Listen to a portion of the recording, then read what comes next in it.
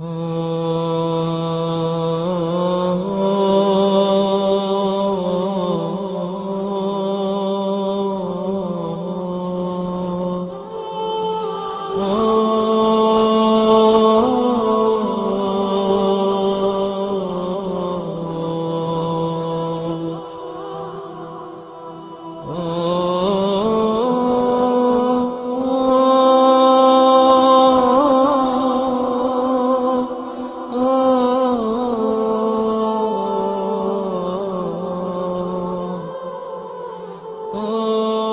رأيت الحياة تمضي مسرعة ومعظم أهلها في غفلة.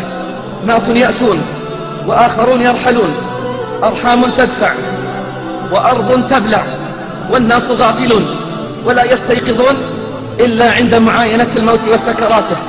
أحبتي، إن الحياة على ظهر هذه الحياة موقوتة محدودة، وستأتي النهاية حتما.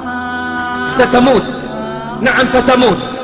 إنها الحقيقة التي نهرب منها دائما، إنها الحقيقة التي يسقط عندها جبروت المتجبرين وعناد الملحدين وطغيان البغاة المتألهين. إنها الحقيقة التي شرب من كأسها العصاة والطائعون، وشرب من كأسها الأنبياء والمرسلون. قال الله: وما جعلنا لبشر من قبلك الخلد أفإن مت فهم الخالدون.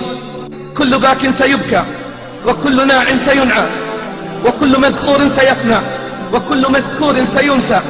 ليس غير الله يبقى، من علا فالله أعلى. اعلم بارك الله فيك أن لا سبيل للخلود في هذه الحياة. اعلم بارك الله فيك أن لا سبيل للخلود في هذه الحياة، فالكل سيموت. ليت شعري بعد الموت أين تذهب، رحم الله من اعتبر وتأهب. ليت شعري بعد الموت أين تذهب، رحم الله من اعتبر وتأهب. يا ابن العشرين كم مات من أقرانك وتخلفت، يا ابن الثلاثين أدركت الشباب فما تأسفت، يا ابن الأربعين ذهب الصبا وأنت على اللهو قد عكفت، يا ابن الخمسين أنت زرع قد دنا حصاده، أنت زرع قد دنا حصاده، لقد تنصفت 100 وما أنصف. يا ابن الستين هيا إلى الحساب فأنت على معترك المنايا قد أشرفت.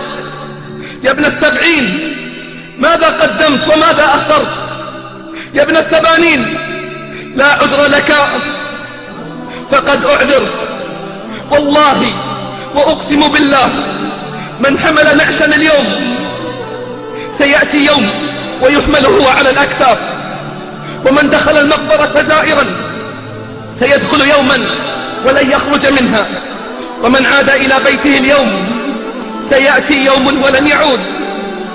تفكروا أحبتي وتيقنوا، تفكروا أحبتي وتيقنوا أن الموت حق لا بد منه.